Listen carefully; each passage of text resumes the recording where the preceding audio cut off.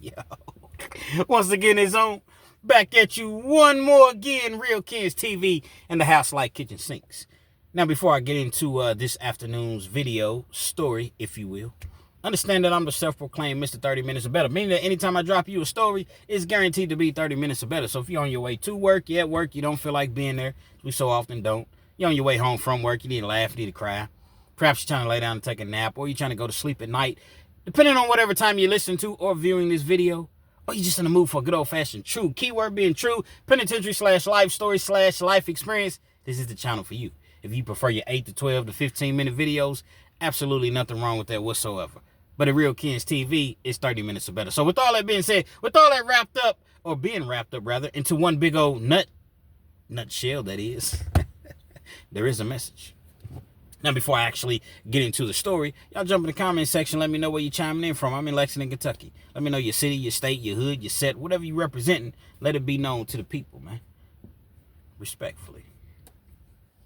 You know, oftentimes, man, there's an image that people are perceived by. A lot of times you look at a couple and you look at, this particular person and you think that they just really, really have it figured out. You think that they're so happy. You think that they don't have a trouble or a care in the world. When all along, they're fighting demons just like everybody else. They're fighting, perhaps they don't have financial issues that you may be having, or we may be having, or most people are having. But they have other issues that they're battling with daily and trying to figure out as far as a way out, how to go about, dealing with these issues, these demons. Take this thing all the way back to 2013. You got a pastor, man, a real live pastor, man, ordained minister. Man. He wants to do something for the community, so he starts to go into these prisons. Now, this story takes place in Louisiana. He starts to go into these prisons, and he's ministering the individuals that most people forget about. I mean, let's just keep it real. When you incarcerated, most people forget about you. Closest thing I always say is the closest thing to death, because when an individual is incarcerated, guess what? All you have of that individual, that person, is memories. Yeah, you can reach out and talk to them. Things now you can email, but who's really taking the time to email somebody unless it's a close loved one? Who's taking time to write letters and things of that nature? So most of the time you're just remembering how that person was and the memories that you all had accumulated over the years together. Got Pastor Carter, as I mentioned, 2013. He goes into Angola prison, one of the toughest prisons in Louisiana, probably one of the toughest prisons in the U.S. Angola's not a joke, man. But he feels the need to do God's work, so he's going in and he's Sunday mornings he's there. He's preaching the word. He's preaching the gospel. Got to the point to where he got in good with the prison. So guess what? I like to start coming in a Bible study on Wednesdays. 2-hour Bible studies. He's built that trust up, that camaraderie with the prison. Everything was going well. So the prison, they allow him to come in on Wednesdays and do the Bible studies. Oftentimes in the Bible studies, he would have roughly 15, 16 men that would come out every single week. Some weeks he would have more, but he had a consistent 15, 16 inmates that would come out and partake in this Bible study.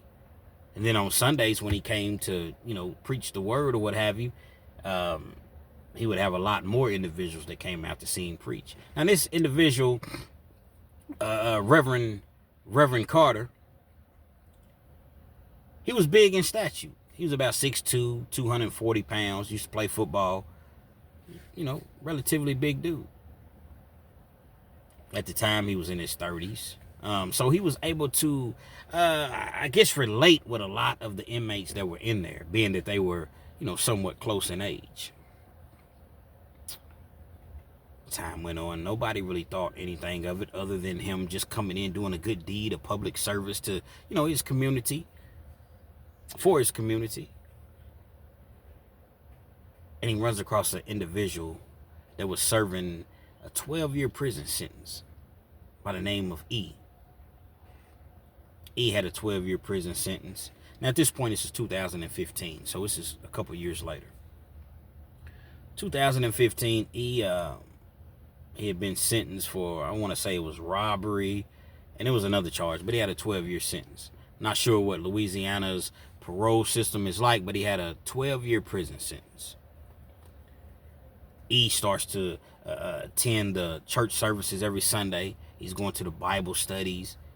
Everything is, is on the up and up. He really is looking to change his life, to change his ways. Time goes on. We're going to fast forward this thing to roughly about 2016.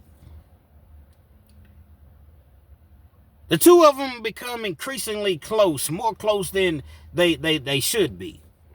After all, I'm an inmate, you're the pastor. The pastor starts to, they form this sort of bond. And then next thing you know, they became lovers. And you got Pastor Carter, who had been in the prison system at Angola at this point for, since 2013, this is 2016. He's been there for 3 years now. He's forming relationships. Formed a relationship rather with the inmate. The inmate was relatively young. I want to say he was 25 at the time. With the promises of writing letters to the parole board for him, putting money on his books, just doing things for him, which is no excuse. It's not to be condoned.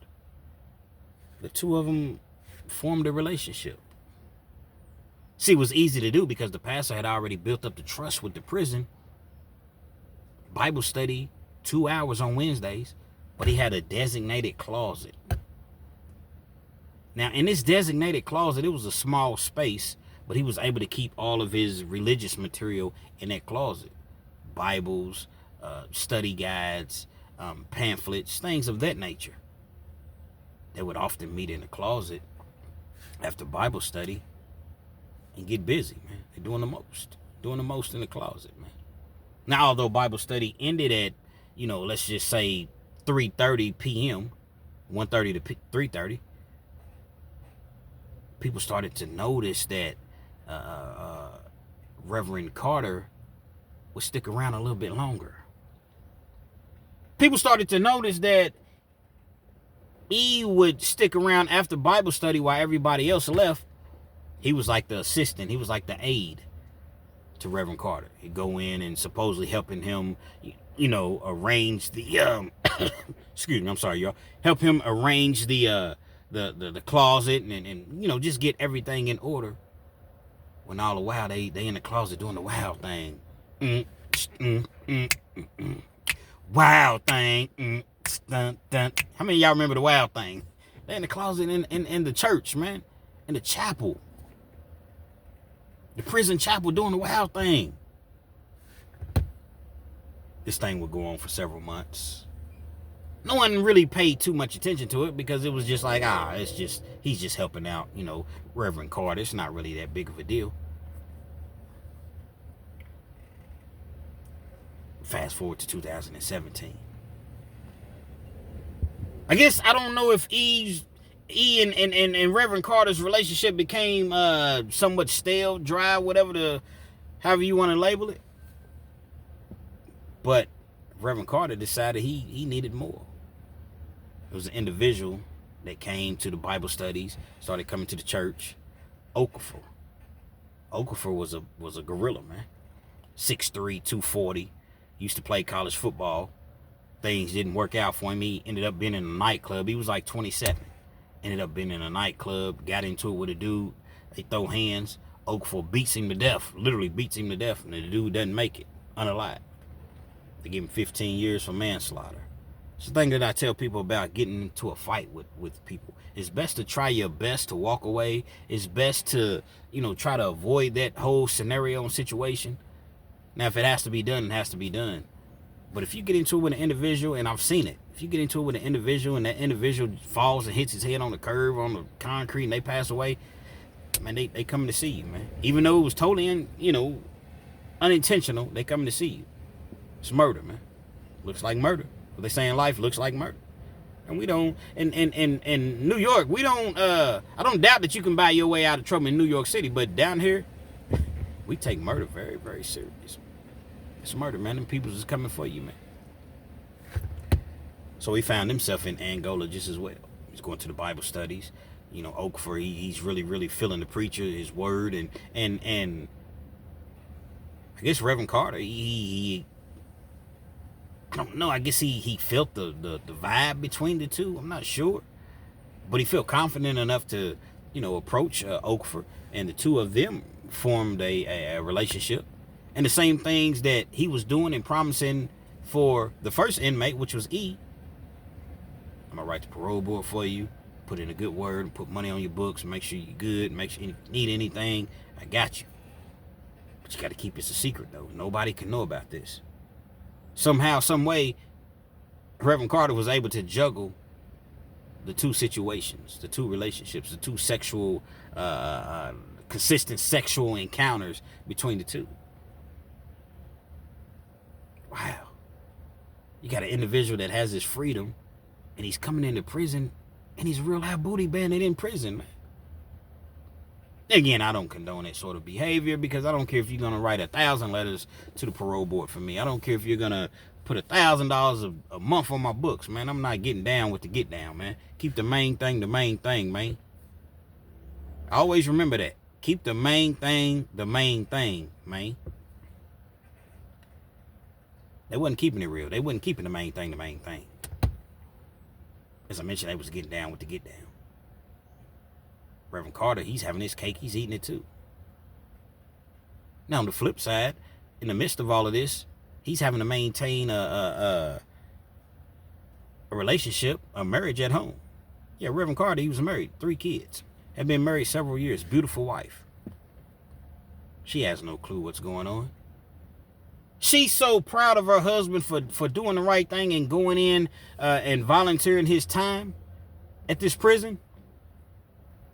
She donated $2,500 to the prison.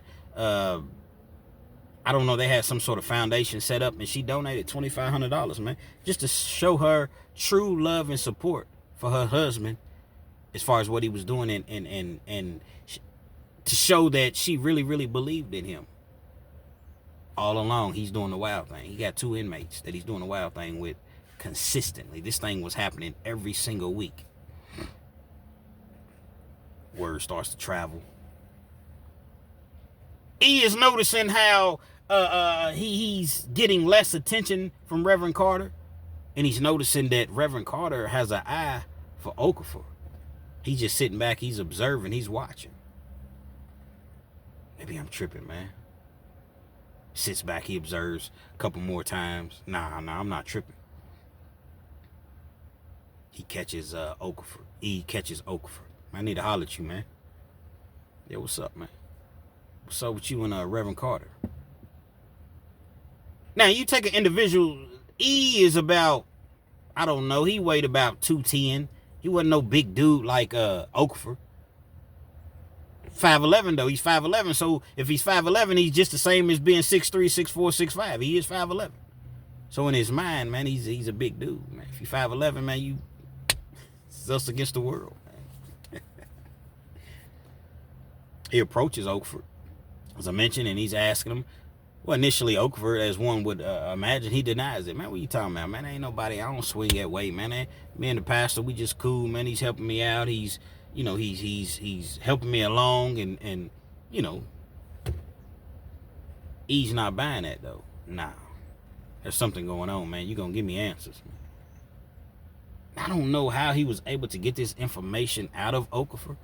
Like I said, Okafor's a big dude, 6'3", 240, and he was known for having hands, man. But he confessed to E, well, yeah, we have been, messing around or whatever. E tells him, I already know, because we've been messing around for over a year. Let me guess. He's going to write letters to the parole board for you. He's putting money on your account. You calling him up at his house, but it's a number that, it's not his regular number, and you all talking code on the phone and all of these things that E was saying to Okafor. It's exactly how it was going down, man. So the two of them started to devise a plan. Nah, man, he's playing us both.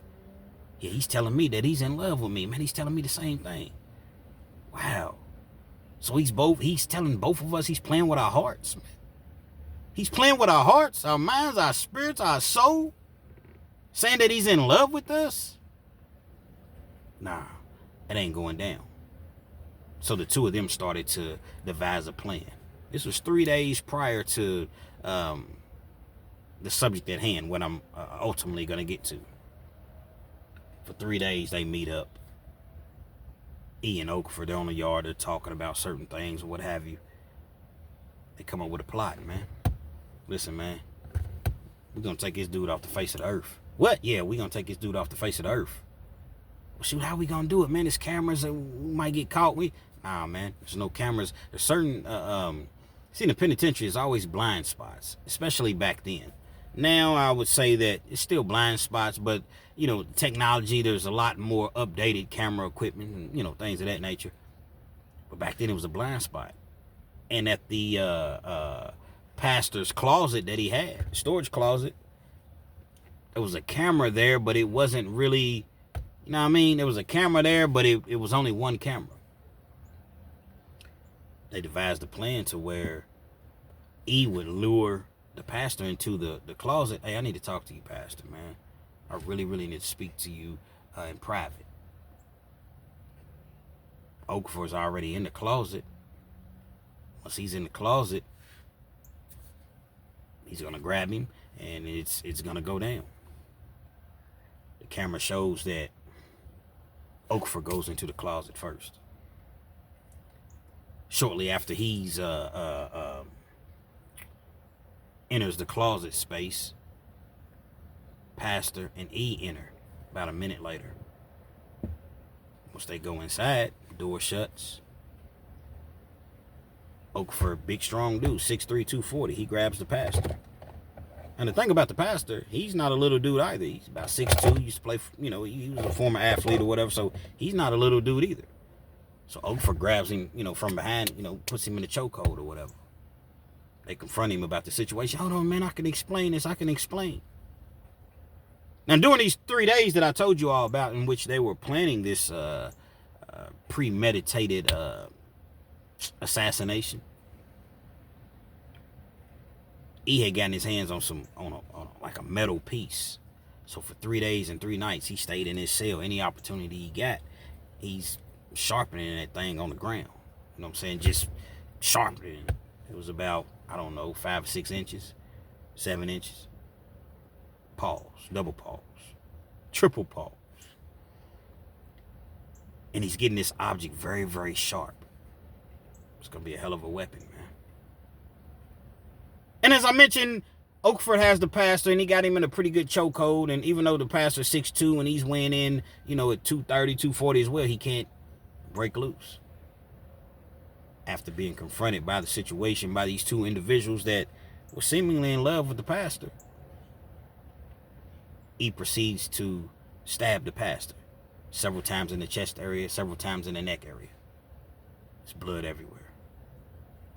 He just got shanked, man. There's blood everywhere, all on the floor. Blood on the walls where the pastor's trying to get away or what have you. But he can't get away. You can run, but you can't hide, pastor. Now, I don't condone this sort of behavior. I don't condone any sort of violence whatsoever. But you put yourself in a situation like that, what do you think is going to happen? You got a lovely wife at home with 3 kids, and you in prison messing around with inmates, man. Roughly 19 minutes later, after the individuals had entered the room, camera surveillance shows them walking out of the room. They walk out of the room. I mentioned the camera, it's not the best of cameras, so they really couldn't, other than seeing the individuals walk out of the room, they see E walk out of the room. They see Okafor walk out of the room. But the pastor never leaves.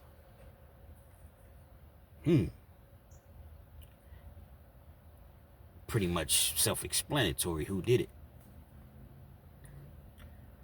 They end up getting rid of the murder weapon, so they thought take their clothes off, and they had their clothes somewhere. I'm not even familiar exactly where they hid their clothes at, but they didn't want to have any sort of DNA and blood splatter and things of that nature, that would implicate them in the crime, because they already know once they find this individual, prison's going on lockdown. Everybody's getting interviewed. Everybody that was at that Bible study service, everybody who's affiliated with this pastor, everybody is getting interrogated to the fullest.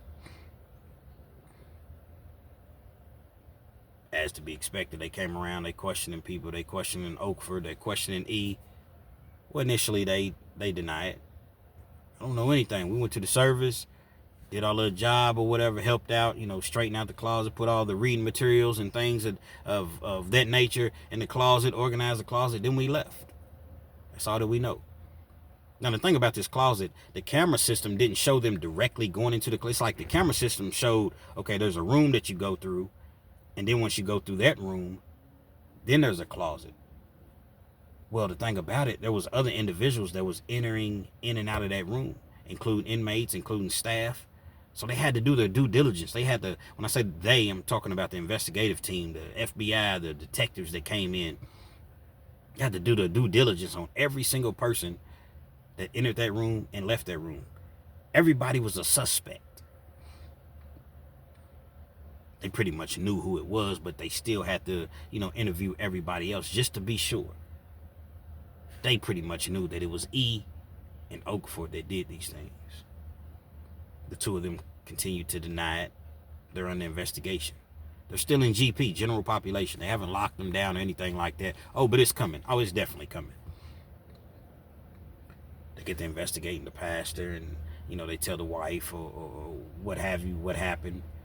She's in dismay. She can't believe. Here it is, my husband is going into this prison to help these men, and one of these animals, some of these animals, take my husband out. My dearly devoted, loyal husband, they take him out. She had no clue that Pastor Carter was a booty bandit. They end up getting a search warrant, execute the search warrant to his office outside of the prison. The search warrant was very thorough. This is a murder in cold blood. Somehow, some way, it's always a super detective. They check inside of the wall. I don't know what the hell made them look inside of the wall, but they check inside of the wall and they find a journal. The pastor had been keeping a journal of all the sexual encounters that he had been having at the prison. Not only was it E, not only was it Oakford, there were several other inmates that he had been intimate with. And he wrote dates. He wrote very specifics, positions, everything that they had done in this journal. Once faced with the journal, the wife had to realize that my husband, man, was doing the wild thing in prison, man. I got a husband that was a booty bandit in prison, man, taking advantage of these inmates, in which the inmates could have said no. Clearly, they could have said no. But with the promise of being helped to get out of prison early, and it's still not anything that's condonable, they went ahead and got down with the get down. Faced with this mountain of evidence, the two individuals ended up breaking down. They brought them back in for interrogation. Well, what is this? If you didn't have an affair, if you didn't have any dealings with this pastor, why did the pastor write these things in his journal? 4-hour interrogation. They break down. They tell it all. He told us we was going to get out of prison early, and he's going to write the parole board for us, and he was sending my family money and putting money on my books, and he played me. He told me that he really loved me, and I didn't even know that he was married, and all the while he was running game on me. Well, at this point, they don't give their lawyers a leg to stand on. See, that's what I always talk about it, as far as when you're talking to the police, when you're being interrogated, always ask for an attorney, whether you're guilty or you're not guilty. The police have you in there for a reason, not to help you. They're trying to make their jobs easier. Ask for an attorney. Don't give me an attorney, man. Okay, we're trying to help you, but this is your last chance. This is the only thing between us and you going to jail for life. Give me an attorney, man.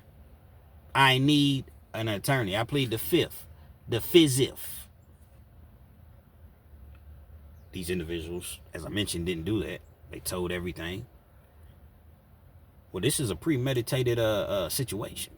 Not sure if Louisiana has the death penalty at this point.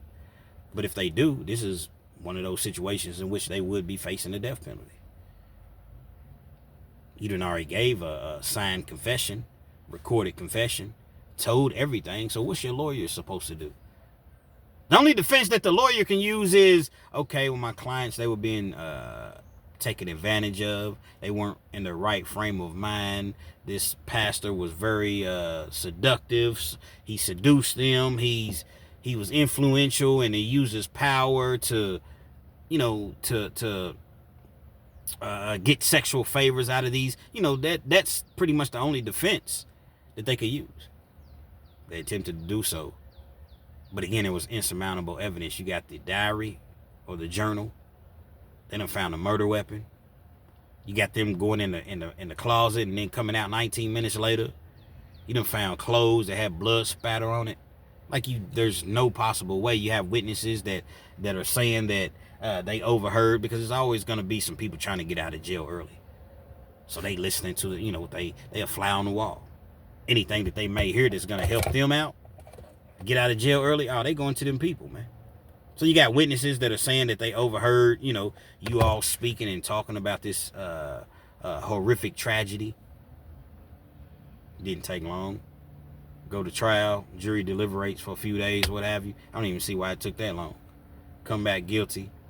Life without parole for both of them. Life without the possibility of parole for E and Okafor. Church is there, congregation is there, everybody's there in support of the pastor.